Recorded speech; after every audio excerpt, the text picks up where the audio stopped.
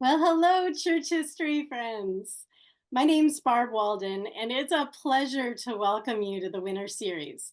In our Meet the Historian series, we get to spend the evening with historian Matthew Harris and learn more about the Black Latter-day Saint experience of the 19th, 20th, and 21st century. It's also the last of our three evenings in the Winter Book Series, where we have heard about the latest in church history books. However, more opportunities to learn and engage with Community of Christ history are on the horizon for the spring of 2025. And I'd like to share a little bit about what we can look forward to. For starters, I hope you'll join me over Palm Sunday weekend, April 12th through the 13th. We'll gather with some of Community of Christ's great storytellers, people like Lachlan and Kristen McKay, Seth Bryant, and John Charles Duffy. The weekend event will explore church history through engaging class sessions, walking tours of the historic neighborhood that surrounds the Kirtland Temple, and we'll check out the Kirtland Mills Burying Ground, which is a historic cemetery located right next to the temple. There'll also be plenty of time to connect with friends or meet new friends who love church history just as much as you do. Plenty of time for fellowship. This is a joint event between the Community of Christ and the Community of Christ Historic Sites Foundation. The weekend will draw to a close with a Palm Sunday service in the lower court of the Kirtland Temple, where President-elect or President-designate Stacey Cram will share the morning message. You can check out the full schedule and register for this weekend on our website, historicsitesfoundation.org. Wendy will drop the link in the chat, and we hope to see you there. You can see the schedule on the screen, but if you go to our website, you'll have a chance to see it in much larger detail to see some of the exciting things that we have happening that weekend. And speaking of great programs, while you have your calendars out, you might as well save the dates for our spring lecture series that's happening this May. We will be hosting a number of great storytellers over the first 4 Thursdays in the month of May. So here's a sneak peek on what to expect, and you are really the first to hear about it. Paul DeBarth, who's the site director of Joseph Smith III's Liberty Hall and an archaeologist who has spent a lot of time at the historic sites. Well, he will be kicking off our spring series with a lecture on Benjamin and Franklin Garrard. It's going to be a fascinating story. Benjamin Garrard was one of the first missionaries to go to French Polynesia. His son, Frank Garrard, has a absolutely fascinating story. This is a night you really don't want to miss. Following that, we'll have Bunda Chibwe with us in continuing the Your Story is Church History series. Bunda will spend an evening with us, sharing with us his own unique journey. It's another evening you really don't want to miss.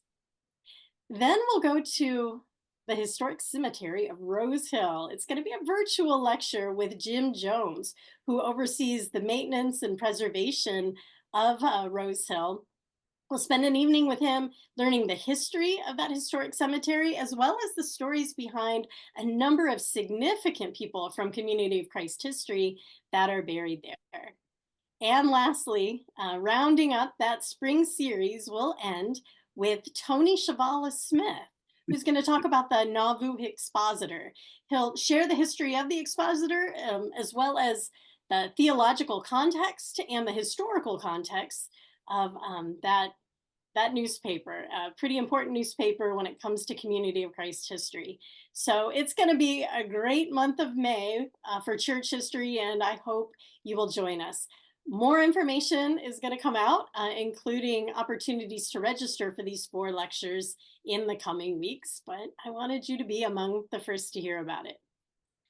Oh, and friends, as I shared last week, there's a new internship position available in the Alma Blair internship program. Not only is this a great opportunity for professional experience in the field and a paid position, but the intern will get to work with people who have lived and breathed the Community of Christ history. It's a hands-on opportunity to preserve the past. So if you want more information about this position and to apply, follow the link that Wendy is dropping in the chat.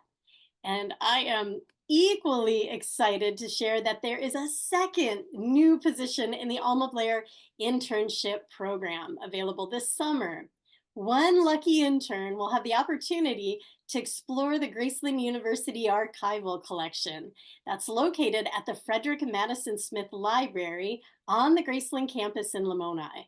This internship position will be posted soon on the Community of Christ webpage, but in the meantime, if you'd like to learn more about this internship, about the opportunities in Lamoni there at the FM Smith Library, please reach out to me through email at the address that you see on the screen. We're really excited about this opportunity to dive into Graceland history, to dive into Community of Christ history right there in Lamoni. And lastly, none of these online programs, none of these special events or internship opportunities would be possible without your generous support. So thank you for the donations you have given and the monthly gifts that continue to roll in. For those who, we couldn't do this without you. So thank you for the donations you've given. For those who'd like to give tonight to continue to support these programs, you can see there are 3 easy ways to support the Historic Sites Foundation through online giving and gifts through the mail. Wendy will drop the online link in the chat for those wishing to make a donation tonight. We know there's a lot of outstanding educational organizations that are out there for you to support, and we really thank you for thinking of us when it comes to your generosity. We greatly appreciate you, friends. Let me end that screen share and introduce you to 2 of my favorite people. Joining me tonight are my co-hosts, Peter Smith and Wendy Eaton. Peter serves as a board member for the Historic Sites Foundation and helps lead our annual bus tours, while Wendy serves as the administrative assistant for the foundation and as the assistant archivist for Community of Christ and Independence. Welcome, Peter and Wendy. It's always good to see you. And speaking of tonight's lecture, it's a joy to introduce you to our guest historian this evening. I have a long introduction for him, and I promise you it's going to be worth the length and time for all that Matt has accomplished and all that he is doing. Matt is a professor of history and the director of legal studies at Colorado State University in Pueblo. His many books include Second Class Saints, Black Mormons, and the Struggle for Racial Equality, the book we'll be talking about tonight. But he's also written and published Watchman on the Tower, Ezra Taft Benson, and the Making of the Mormon Rite. He's published the LDS Gospel Topic Series, a scholarly engagement, The Mormon Church and Blacks, a documentary history, Zebulon Pike, Thomas Jefferson, and the Opening of the American West, and the Founding Fathers and the Debate over Religion in Revolutionary America.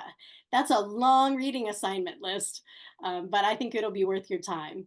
Matt received his BA and MA in history from Brigham Young University and a master's in philosophy and PhD, also in history, from the Maxwell School of Citizenship and Public Affairs at Syracuse University. Matt teaches Matt, teaching and scholarship explores the intersectionality of religion and law, race and religion, civil rights and race construction, and right-wing extremism in American politics, particularly among religious groups. Matt teaches classes on church and state, civil rights, the Constitution, African American history, U.S. legal history, and American religions. His classes have been broadcasted on C-SPAN, and his research has been covered by a variety of media outlets, including the Religious News Service, C-SPAN, National Public Radio, Salt Lake Tribune, Long Reads, and others. In addition, he's appeared on numerous podcasts discussing his research on the LDS Church and race, right-wing extremism, and civil rights. So this is a lot of questions we could be asking him because he knows a broad range of topics. He joined the history department at Colorado State University, Pueblo in 2005, and he's since served as chair of the department and director of graduate studies in history. In 2009, he was awarded the University Award for Excellence in Teaching, the university's top teaching award. He is also the recipient of the University Award for Excellence in Scholarly and Creative Activity, the university's top award for research and publication. And he's been awarded twice the the Students' Choice Award, which is the university's top award by graduating students. So he's the real deal. And I can't thank you enough, Matt, for joining us tonight. I'll turn the spotlight over to you. Thanks, Barb. I hope everybody can hear me okay.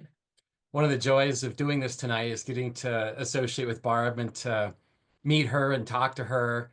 I've known of her for a little bit, just through circles that we run in, but I've never really had a chance to talk to her, so I consider that a privilege.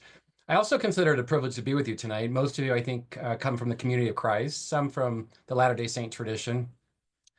And most of my research in race, in religion, has been with my own faith tradition, and that's the Latter-day Saint. But a couple of years ago, I got involved in civil rights and the RLDS church from the 60s. And I remember emailing the archivist at the Community of Christ, a woman named Rachel Killebrew. Some of you may know her. And I just said, I'm looking for some civil rights material and can you help me? And all of a sudden, a few minutes later, I get hundreds of pages of documents from the RLDS first presidency. And I thought, oh my goodness, Christmas in July. So it was really remarkable that she would be so generous. And some of my the material that I'll share with you tonight derives from that cache of documents that Rachel had so generously shared. The other thing that informs this presentation tonight is the research that I've done at the LDS Church Archives, and also working with the adult children of deceased LDS apostles. And so I've spent a lot of time interviewing them and trying to convince them, give me your parents' diaries, your father's diaries. I promise I'll be sensitive. And it's kind of an unusual request to give some strange person your family heirlooms, but I've done that a lot, and having to prove myself and to let them know that if you share this precious primary source with me, I won't share. And I'm happy to say that the LDS community has been equally generous. So here I am tonight. I want to share my screen here. Okay, so I've titled my remarks LDS and RLDS and Civil Rights, an Evolving Story. And it's based on research from this book that you see here, Second Class Saints, Black Mormons, and the Struggle for Racial Equality. And also an article I did a couple of years ago that the John Whitmer Historical Society had published. And before I move on, I want to just say a quick word about this book. I've been working on it for off and on for 15 years, and it was published last summer. And I knew that my own faith tradition needed this sort of book because there's been a lot of wonderful scholarship dealing with race and the church in the 19th century, but there was a gap in the 20th and 21st centuries. And so I sensed that there was a need for this, and that's the provenance of this book, is that nothing had ever been done before in the modern era. So this is the article I did a couple of years ago. It's called A Tale of Two Religions, RLDS and LDS Responses to the Civil Rights Movement. And I had a hypothesis, as scholars want to do. We have a hypothesis about what we think the sources will dictate. And in my hypothesis, I thought that, frankly, that the RLDS church was far ahead of the LDS in terms of racial equality. And what I learned when I got into the documents that Rachel sent me was it was far more complex than that. It was more nuanced than that. And I remember when I started my research, I was reading about this man here, our LDS Apostle Russell F. Ralston, or Community of Christ Apostle Russell F. Ralston. And Ralston spent some time in Utah, the latter part of his ministry. And when he was in Utah, he wrote this book called, or at least the book was derivative of his time in Utah. And the book is called Fundamental Differences Between the LDS and RLDS Churches.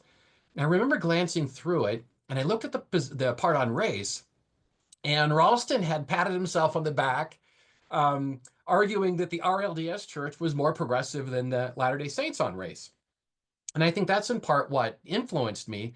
But again, I came to realize that it was far more nuanced than that. And I want to unpack that nuance in this presentation. So many of you know that Joseph Smith, the founding prophet of the Restoration, he was inclusive in his theology with Black people. He did not segregate pews. He incorporated Black converts into the church. Most of you, or some of you, I dare say, has probably seen this man here, a guy named Elijah Abel, a light-skinned or biracial Latter-day Saint man who served in the third quorum of the 70. That was a sort of a missionary quorum. He went on missions for the church. And this all happened under the direction of Joseph Smith's leadership. And then the woman to the right here is the most recognizable face in 19th century Restoration history, at least of Black Latter-day Saints. Her name is Jane Manning James. She's a convert to the church. She and her family left New Canaan, Connecticut, which is where she was from, and they were baptized, and then they made the trek to church headquarters in Nauvoo in the early 1840s.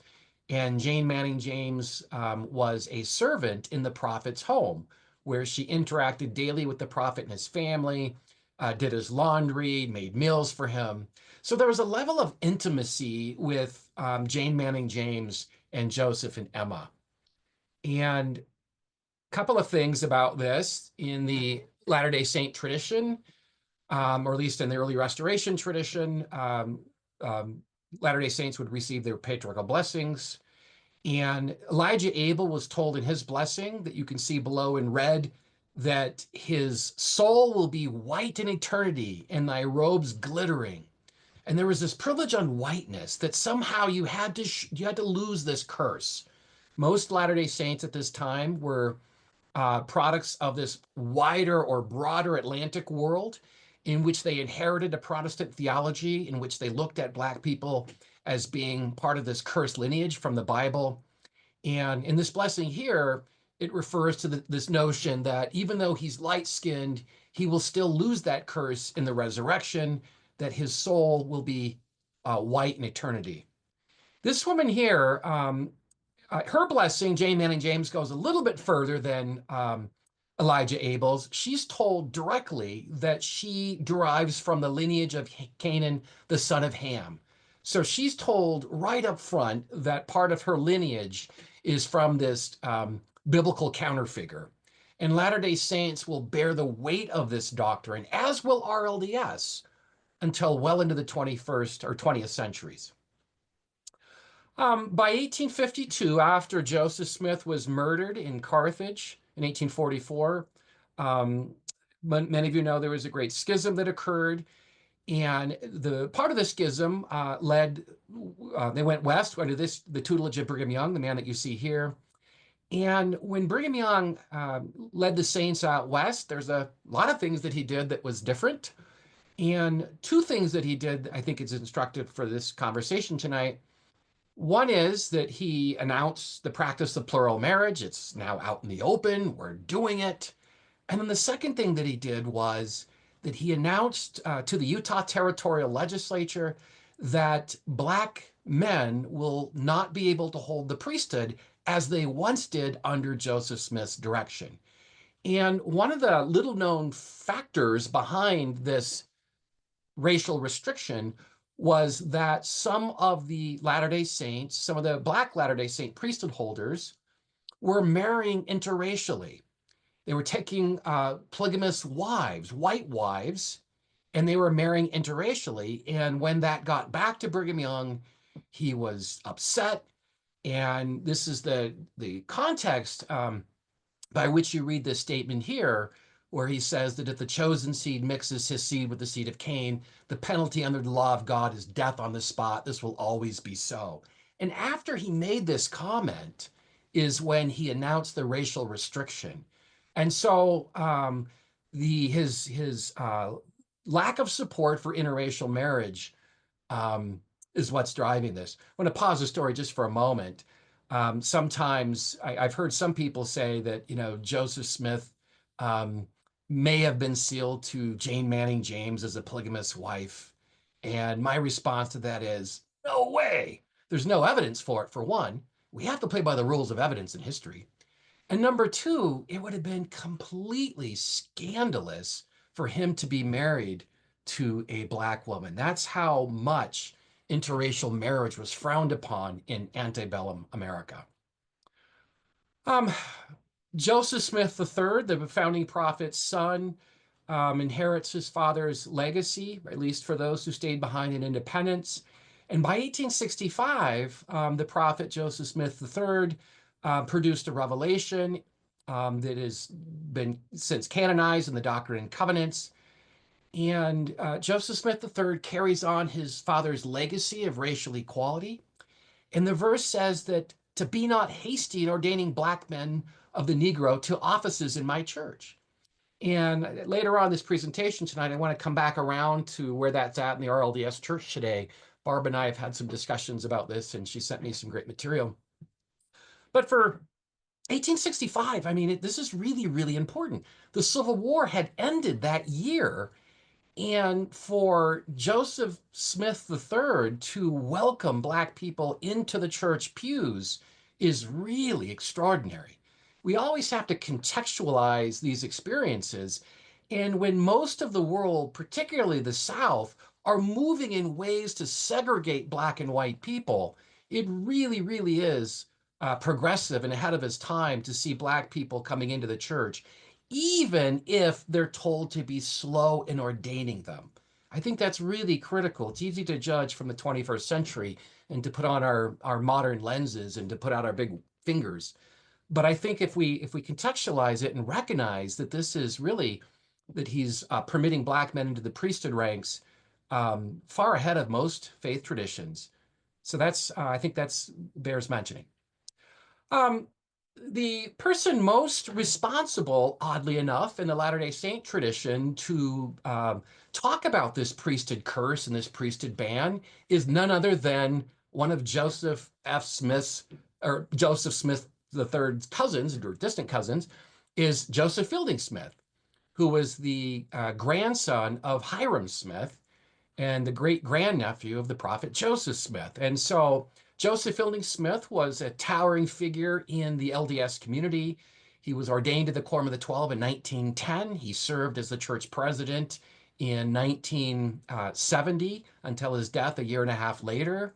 And he wrote a plethora of books in which he defended and articulated this priesthood ban. And I'll say more about that in just a second. But he is the LDS Church's doctrinal expert when it comes to race. And in my book, Second Class Saints, I talk about him a lot because he's such a pivotal figure.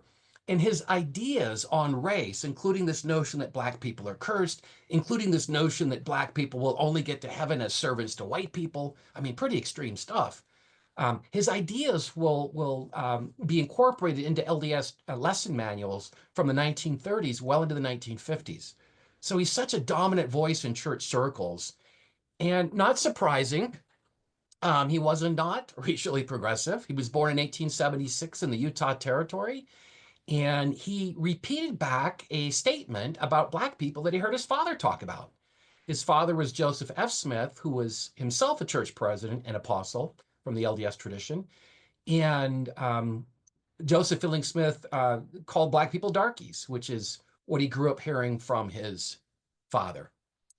All right, let's talk about, I'm going to be professorial for just a quick moment, if you'll forgive me. And I want to talk about race as a construct. It's really important to the story because there's no such thing as race as a biological construct. It just simply means what people want it to mean. And after the American Civil War, when the country is trying to um, keep Black and white people separate, one of their biggest fears is interracial marriage. They create ways to determine who is Black. And it's not based on skin color, it's based on genealogy. And so a lot of the country in the late 19th century, they were following what we call a one-drop rule. It simply means that if you have 100 ancestors and one of them derives from sub-Saharan Africa, they would be deemed Black. Now, once again, it has nothing to do with the color of your skin. You could be from Fiji, a very dark-skinned person from Fiji, and thought not to derive from sub-Saharan Africa. And you could hold all of the privileges of society. Well, anyway, there were some other racial markers that states had used. And you can see there's one here called the 1/4 rule, or the quadroon, which is simply one Black grandparent and 3 white grandparents. That would be in, say, Virginia. Then you could cross state lines over into Tennessee, and Tennessee has a 1/8 black rule, which states that if you had one black great grandparent and seven white great grandparents, you'd be deemed a Negro. And as they use the language of the time. So this is a construct of just lawmakers sitting around a table trying to determine who would be defined as black so that they could deny them privileges. And the LDS tradition will follow the one drop rule. And also, I should say the census from 1930 will follow the one drop rule. So it's really a prominent racial marker that is manifest in American culture. And the Latter-day Saints in Utah, they struggle to define race, much as the rest of the nation does. And they look to genealogy. They do genealogy to see if somebody can trace their ancestral line back to Africa. They look to blessings, patriarchal blessings, which is a lot of pressure for a patriarch, right? Your salvation rides on this, no pressure, patriarch, to declare lineage. They look to the Holy Spirit. If they're a mission president in Brazil or South Africa, and they're not quite sure if a prospective convert bears the curse, as they put it, they're hoping that God reveals it to them. They look word of mouth, gossip is they ask people in the community, we're going to baptize so-and-so next week, and we want to know if we should ordain him to the priesthood. Do you know anything about his family? And then one LDS leader, a guy named Eldon Tanner of the governing First Presidency, he just, when somebody asked him about these various fractions that they use to define race, he just simply said, we just deal with them as they come. And of course, probably a number of you are thinking right now that do they know that this is an imprecise science? And the answer is yes. And they also know that they're conferring priesthood ordination on persons with one drop or more of African ancestry. They talk about this in their meetings. And sometimes they look the other way when it happens. And other times when it's discovered, they have the priesthood holder stay his hand. That is, he can no longer practice his priesthood publicly. This is, anyway, a little visual of the one drop rule. You can see Thomas Jefferson here, a biracial woman who happens to be his half sister-in-law. Let you think about that for a moment. Interracial sex was everywhere in Albemarle County in Virginia. And Thomas Jefferson has biracial children with his slave, this woman here, Sally Hemings, who's also the half sister to his late wife. And you see in this book here by a Stanford scholar named Allison Hobbs, she talks about people like her family passing below the color line so that they could achieve upward mobility and advancement in American society. And this is what's happening in the LDS Church. When they can't prove their racial purity in South Africa, say, they simply leave South Africa and go to Utah, where their light skin is not questioned. And they just simply pass below the color line. They're able, if they're a man, they're able to be ordained to the priesthood and go to the temple. And that creates a huge problem in the church because a lot of South Africans are leaving and keeping their racial identity a secret. All right, now this brings me to our next, the focus of our topic tonight.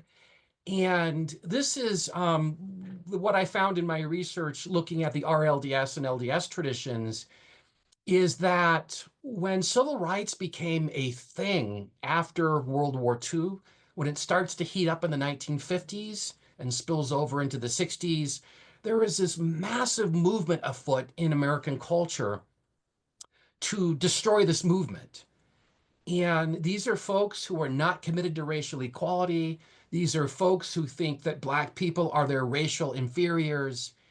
And when they learn that a young Baptist minister from Atlanta, Georgia, you can see him in this picture. No, he's listed as number one. He's about 25 years of age, I believe, when this picture is taken. And this is Martin King, young Martin Luther King, who was going to a school called the month. It's a training center for people who are fighting against segregationists. They're learning how to peacefully protest. They're learning how to practice this Gandhian technique to turn the other cheek if someone strikes you. They're learning how to de-escalate situations. And these right-wing, frankly, white supremacists, they call it the communist training school because they're linking racial equality and people who want to strike at the heart of segregation. They're linking them with communism. And so one of their photographers who knew that Dr. King was going to this training school to learn how to practice passive resistance, nonviolent resistance. Also, a woman that you've heard of before on this call, a woman named Rosa Parks. She's also going in training here. And so they take a picture, and it's a setup because Martin King is sitting next to a known communist. And simply because a communist who is in this picture, it is guilt by association. And so the people who want to bring Dr. King down, they use this picture to their advantage. And one of the persons who maximizes this photo more than anybody is the FBI director who uh, was felt threatened by Dr. King and his followers.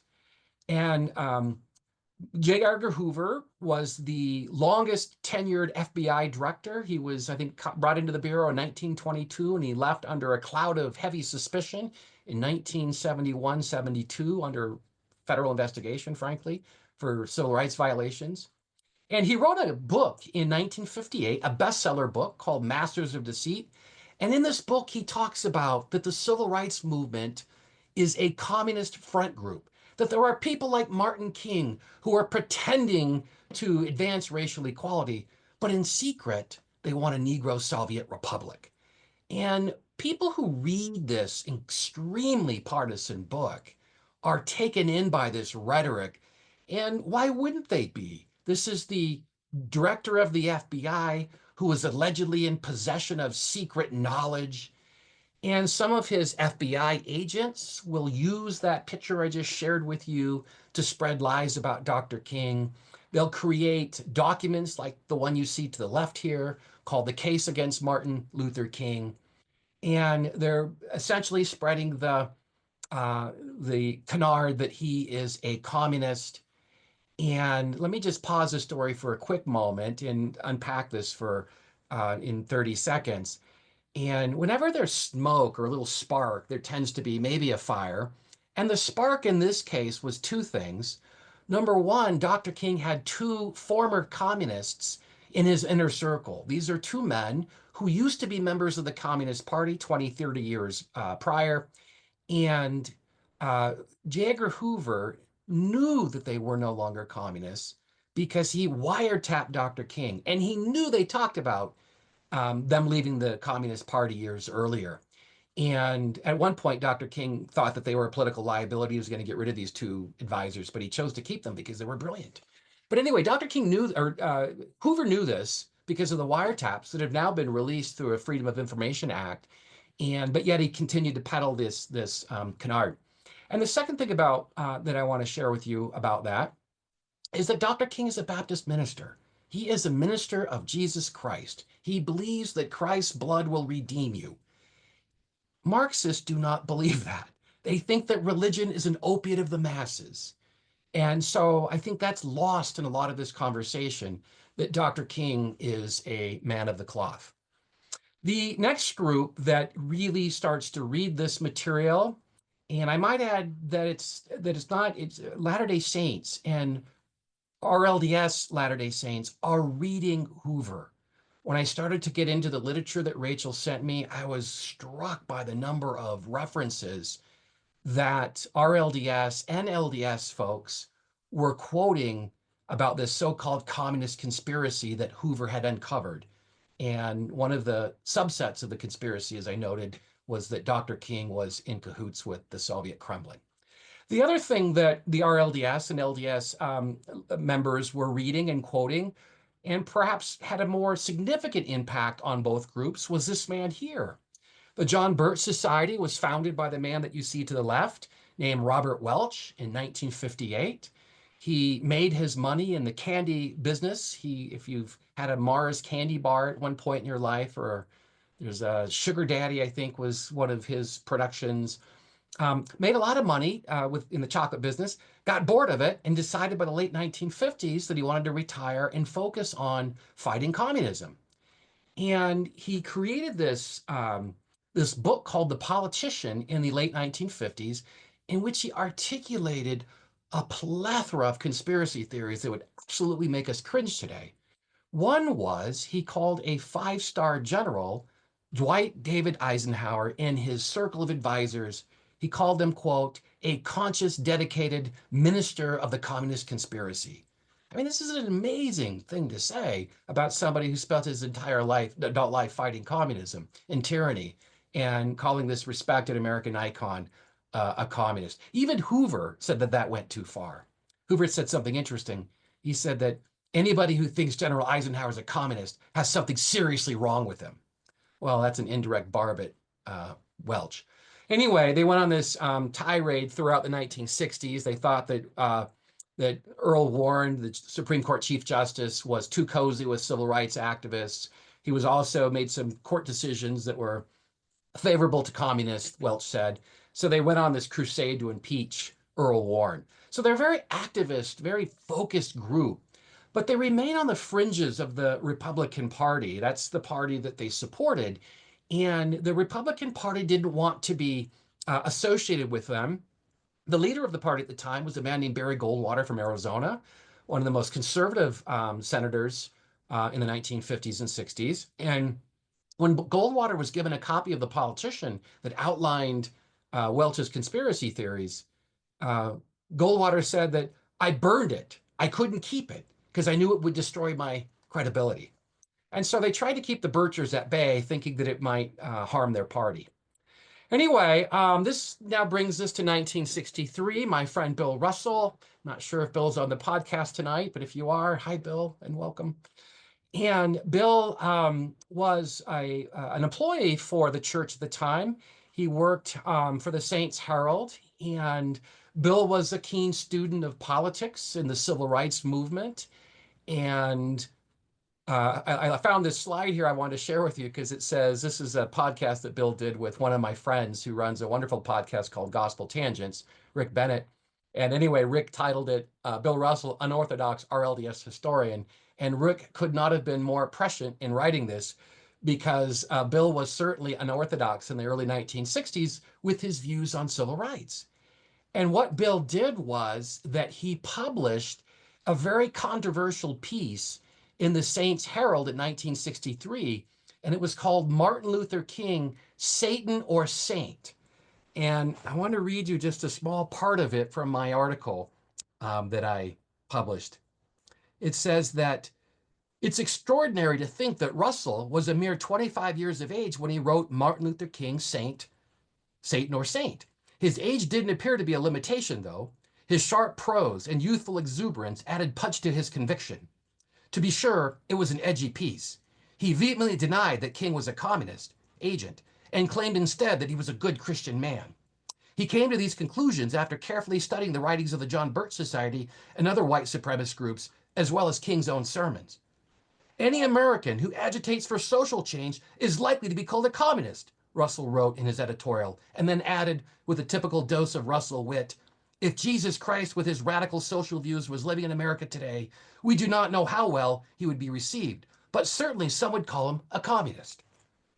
I mean, when Bill publishes this stuff, it sets off a firestorm among a lot of different RLDS saints, because most of the things that the church elders, the First Presidency and the Quorum of the 12 or the Council of the 12 were publishing about race in the Saints Herald and in other RLDS publications, it was really innocuous. It was about, we're all brothers and sisters under the body of Christ. But it was nothing controversial about Martin Luther King or support for the civil rights movement. And so the RLDS headquarters or the First Presidency, they receive a deluge of protest letters from members who took offense at Bill's piece. And I'll read you just one little part. One letter writer, typical of the complaints, charged Dr. King with being a dupe for the communists and groused that Dr. King over a culture of lawlessness and violence, presided over a culture of lawlessness and violence. Other RLDS members complained to Russell directly. One member accused Russell of being subjected to a communist brainwashing and was sure that communists had gotten the best of him just as they had Dr. King. Other protesters tried to convince Russell of the wrongness of his position by sending him right-wing literature. To underscore their position, they peppered their letters with quotes from white supremacists, such as fundamentalist preacher and radio and television personality Billy James Hargis, Birch founder Robert Welsh, and his minions, including former FBI agent Dan Smoot and populist firebrands John A. Stormer and Gary Allen, and then, of course, J. Edgar Hoover. So this really touches a nerve, and the presidency, they're upset by this sort of thing. And the next month, I think Bill can take some credit for this, but the next month, the first presidency, they publish a statement in which they encourage their Black members to join the NAACP. But curiously, it says nothing about the white members joining. But that says something, because they're encouraging people to join the NAACP, which J. Edgar Hoover and Robert Welch, the Burt founder, um, said was a communist front group. So I think that's important. In the LDS tradition, this man here named Hugh B. Brown, I'm writing a biography on him now. I'm knee deep in his papers and his thought. And I've said this to Bill Russell jokingly. I said, Bill, you are the Hugh B. Brown of the RLDS church back in the 60s. And he laughed because he knows Hugh B. Brown. But Hugh B. Brown's a Canadian socialist who joins this extremely conservative governing hierarchy um, in the LDS tradition. Most of the LDS apostles are from Utah and Idaho. Most are intensely conservative theologically and politically. And here you have this socialist coming on board. What could go wrong? One thing that went wrong was he was passionately opposed to the church's opposition to civil rights. The church leaders in Salt Lake did not want to support civil rights any more than the RLDS people did. It was divisive to the church body. They didn't want to lift the priesthood and temple ban because they thought that scripture had justified that position. And so Hugh B. Brown decides to shake things up, and he contacts Wally Turner of the New York Times, and he does something that would get him in trouble. He said that, I want to tell you, we need to lift this ban, and we need to support civil rights, and maybe you could do a little story about that to kind of nudge things along. Well, these are supposed to be confidential meetings, and Hugh B. Brown talks to the press, and you can see the byline here that Wallace Turner, who wrote lots of stories about Mormons in Utah, he ran with it and talks about that the ban may be lifted in the not so distant future. And that wasn't true, but Hugh Brown had hoped to put pressure on his colleagues to lift the ban. So you can see here by 1963, as there's a federal civil rights bill winding its way through Congress, it was talked about and pushed ahead by John F. Kennedy in the fall of 1963. You'll recall that President Kennedy is assassinated in November of 63, and that leaves the bill to be moved through the Congress by his successor, Lyndon B. Johnson. And at the October 1963 conference, the church had decided to adopt a posture about silence, that they were not going to talk about civil racial equality. And the justification was that it wasn't a moral issue. In spite of what Dr. King and other leaders from the Black community were saying, that racial equality is indeed a moral issue. If segregation and dignity is not part of a moral issue, I don't know what is. But Hugh B. Brown didn't like the silence, and the group that you see to the left here, these are people from members of the NAACP. You can see there's some Black people here and white people. They part of the Ogden and Salt Lake City chapters of the NAACP.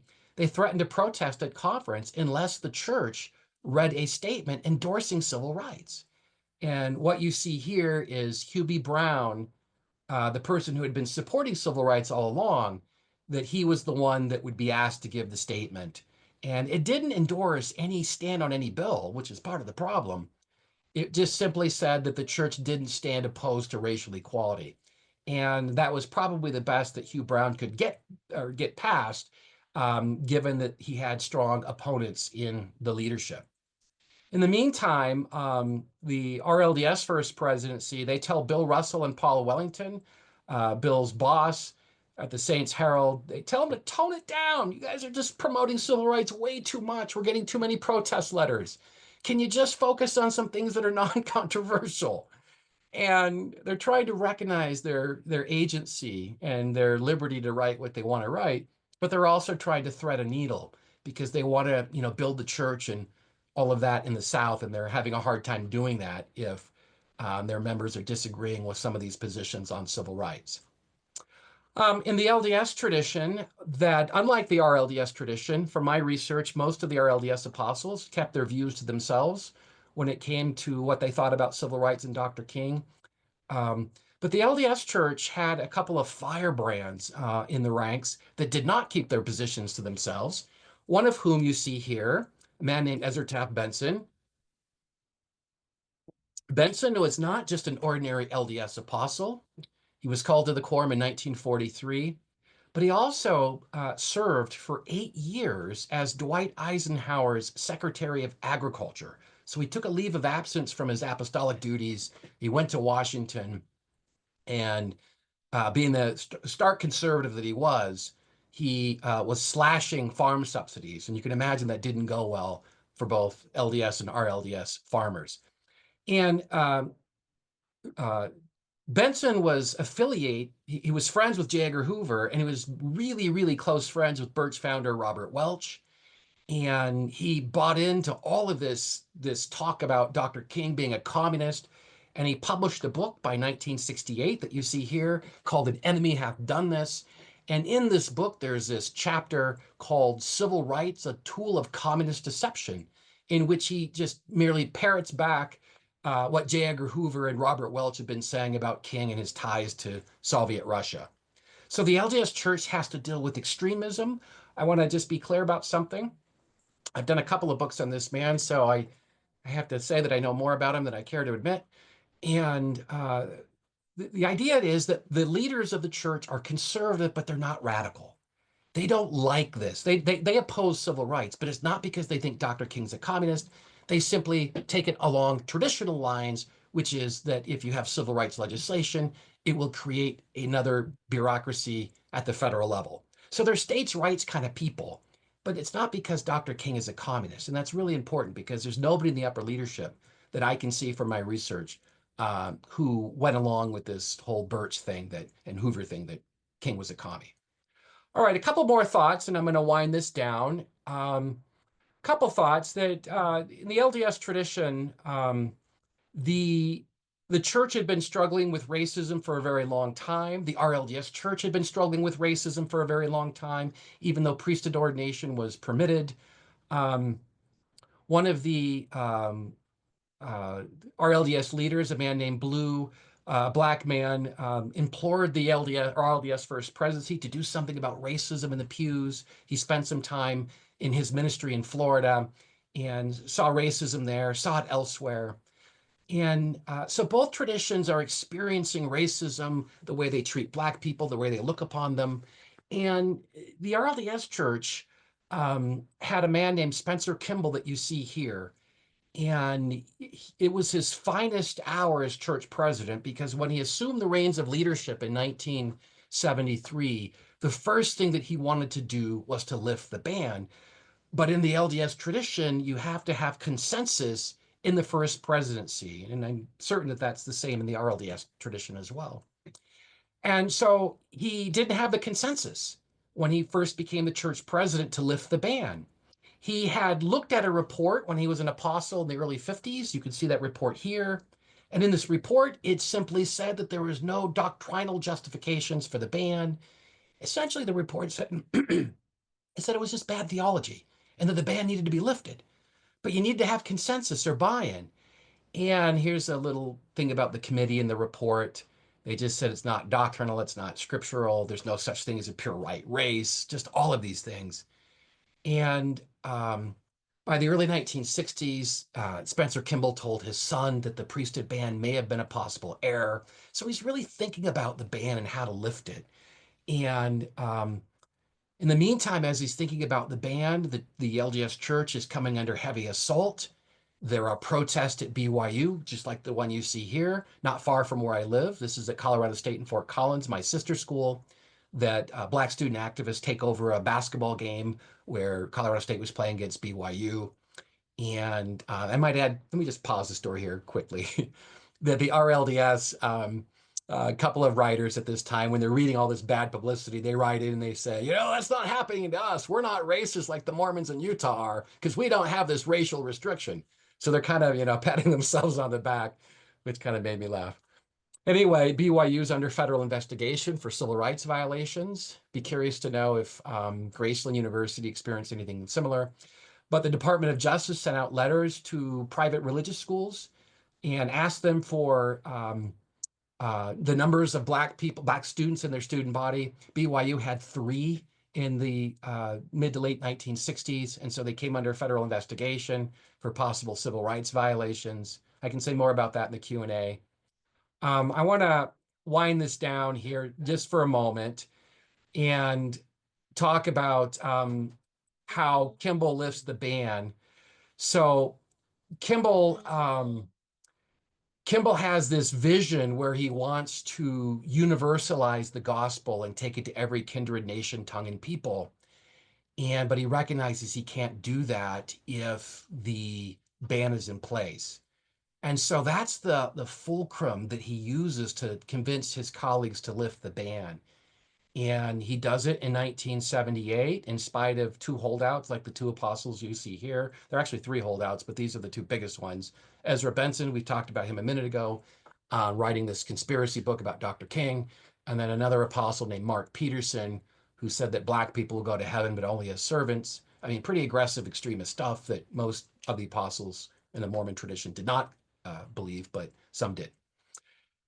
This is what they look like in 1978 when they lift the ban here. You can see the church president, Spencer Kimball, is front and center. And Spencer Kimball could not get buy-in from these 2 men here that you see to the right. And so he just did what good leaders do. He made sure that he lifted the ban when they weren't in the room. And this man, Delbert Stapley, was in the hospital, lay dying. He would die a couple months later.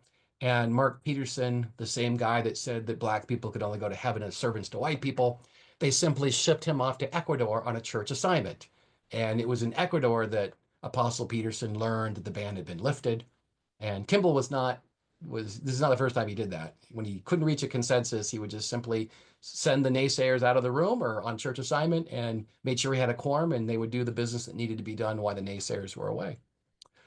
Interracial marriage was still discouraged after the priesthood ban was lifted in 1978 in the LDS tradition.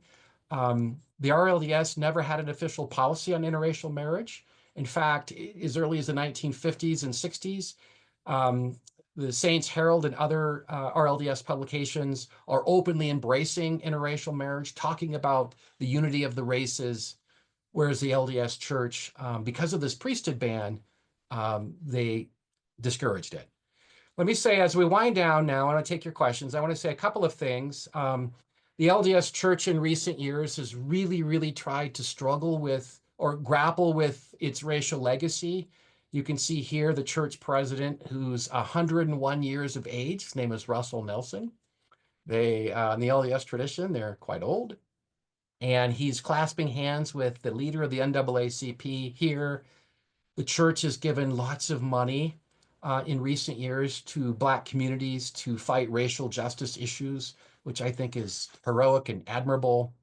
They've spoke out in favor of Black Lives Matter. This is at a church devotional in Brigham Young University, the church's flagship school.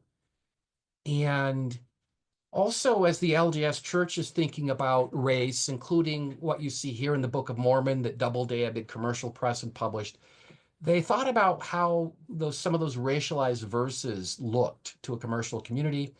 And so they toned down their chapter headings about the skins of blackness in other racialized verses, recognizing that it wouldn't be, a good thing to do in the 21st century. And Barb, I'm grateful for you for sharing this with me.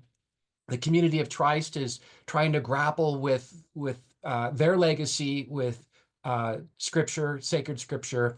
And there have been lots of discussions over the last year and a half about what to do with section 116, the section that I showed you at the onset tonight, where it talks about ordaining black men. Don't ordain them hastily. And as I understand it, that the committee has made a recommendation to keep that in there, make it a teaching moment, describe the context in the subheading. And if I were on that committee, I would wholeheartedly agree. You can't take things out, but you do have to explain it to make them teachable moments. And finally, in my last two slides, I want to share the LDS Church has really, really undergone a massive public relations blitz to emphasize a wonderful verse of scripture that had been forgotten for much of the church's history. And it's 2 Nephi 26:33, where it says that all are alike unto God. And now I just couldn't deal with that before the priesthood ban because they couldn't reconcile it. But now it's front and center of everything they do, including this picture here. And in the community of Christ, you see something similar with a number of the magazines and newspapers that I've seen from the community of Christ and RLDS. You've seen a similar emphasis in the last 30 years that all are alike unto God. You see both faith traditions tying theology into public policy initiatives that bless the lives of Black people. And in today's crazy world, we need more of that than ever. Thank you. Well, thank you, Matt. Much appreciated. Enjoyed all that you had to share. I want to ask a little bit more about the role that you are serving in now for the John Whitmer Historical Association. You are the president elect, which has the huge responsibility of being the program chair for this year's conference in independence. And I know our audience would love to hear a little bit more about what they should anticipate for the upcoming conference. What are some of the highlights or things you're working on for the September conference? Yeah, I'm glad you asked that question, Barb. So I'm part of the planning committee, and I'm also the incoming president-elect. And we have, so the conference is in Independence at the Truman Presidential Library. And lo and behold, the theme this year is religion and politics. What could go wrong? And anyway, so we want to focus on how religion has influenced politics and how politics has influenced religion in the Restoration traditions. And one of our featured speakers is incoming Prophet President Stacey Cram, and I've been corresponding with her over the past few months about our theme and about her talk, and what a wonderful person. Just delighted to have her. Also, noted LDS scholar, award-winning scholar, Greg Prince is another featured speaker. Some of you may know Greg's work, wonderful scholar. And it's really, it's an incredible opportunity to bring together folks from the various restoration traditions, not just in Independence and Salt Lake, but other restoration traditions that are derivative of Joseph Smith's leadership. And I want to issue a special invite to everybody on this Zoom call tonight that if you are able, I'd love to see you in Independence at the Truman Library. It's in September. And I'm sure if I can get the registration link out to Barb in the next, I think it'll go live in April. I'd be happy to share that with Barb. And then Barb's on my planning committee too, I might add. So yay. But she can share that with you. And we would love to see you participate in the conference and enjoy the sessions. I would be happy to share that with some of the material that we send out regularly. And I love that there's still opportunity to build on the conference. If people want to send in a proposal or have some research that they wish to share, now's the time. You mentioned April 1st is the deadline? Real. Yes, great. Well, thank you for shining some light on what's happening with John Whitmer. It has been another wonderful night of church history. And Matt, you were the best historian we could bring on to close out the winter series. Thank you so much for bringing this history to life and to light. It's just been an enjoyable evening with you. Thanks, Barb. I appreciate being here tonight. Thank you to Peter and Wendy for helping out behind the scenes. And thank you to everyone in our audience for being the ones who make these nights possible, who make these nights happen. Thank you so much for your interest and love for Community of Christ history. Thank you for your generous support of the Historic Sites Foundation, not only tonight, but throughout the year. Thank you, thank you. We hope to see many of you in Kirtland this April for our Palm Sunday weekend, a weekend of church history. And we also hope to see you this May for our spring lecture series. Be sure to mark those calendars. So until then, keep reading your church history and please do take care, friends. We'll see you later this spring.